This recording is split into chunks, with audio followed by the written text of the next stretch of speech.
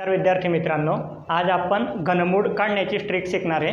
त्याला आपण cube route म्हणतो. क्यूब रूट मोजून फक्त 2 मिनिटात निघतं, 2 सेकंदात निघतं. आता बघा, त्यासाठी आपल्याला काय करावं लागतं. पहिले आपल्याला 1 पासून 10 पर्यंतचे घनपाठ पाहिजे. 1 पासून 10 पर्यंतचे घनपाठ पाहिजे. जसं 1चा घन 1 आहे, 2चा घन 8 आहे, 3चा घन 27 आहे, 4चा घन 64 आहे. हे असे आपले पाठ पाहिजे. याच्यामध्ये 2 पेरिंग आपल्याला करावं लागतात. पहिली पेरिंग राहते, जर कुठल्या संख्येत 2 असेल तर त्याच्या एंडिंगला 8 येतो. 2 आणि 8 ही एक जोडी लक्षात ठेवायची आपल्याला. 2 आणि 8, 2 असेल तर शेवटी काय येतो? 8 येतो. आणि दुसरी जोडी लक्षात ठेवायची आपल्याला 3 आणि 7. जर 3 असेल तर काय येतो? आपला 7 येतो. हे पहा, 3 असेल तर एक स्थानी आपला 7 येणार आहे.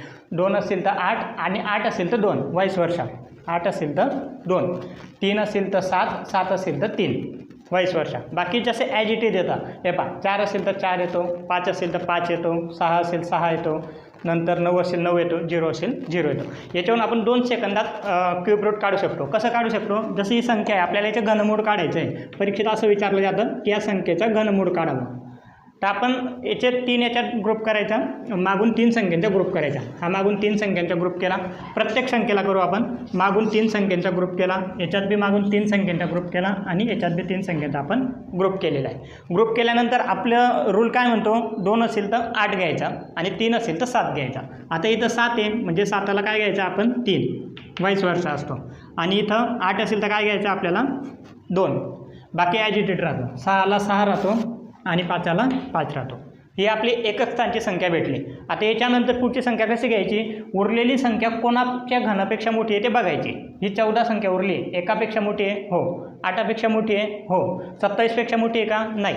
8पेक्षा मोठी आहे. तर 8चं घनमूळ काय होतं? 2. तर इथं लिहायचा 2, म्हणजे याचा ॲन्सर झालं 23. हा आहे आपला 23चा घन. त्याच्यानंतर या एक्झाम्पलमध्ये 46. 46 कोणापेक्षा मोठी आहे? 46 कोणापेक्षा मोठी आहे? 27पेक्षा. म्हणजे त्याचा घनमूळ काय घेतला? 3. तर इथं घ्यायचा 3, म्हणजे हा जो आपला घन झाला हा 36चा घन होता. त्याच्यानंतर 551. 551 कोणापेक्षा मोठी आहे ते बघायचं. 512पेक्षा मोठी आहे. याच्यापेक्षा मोठी नाही होऊ शकत. 512पेक्षा मोठी आहे. 512चे घनमूळ काय झालं? 8. तिथं 8 लिहायचा, म्हणजे हा आपला 82चा घन होता.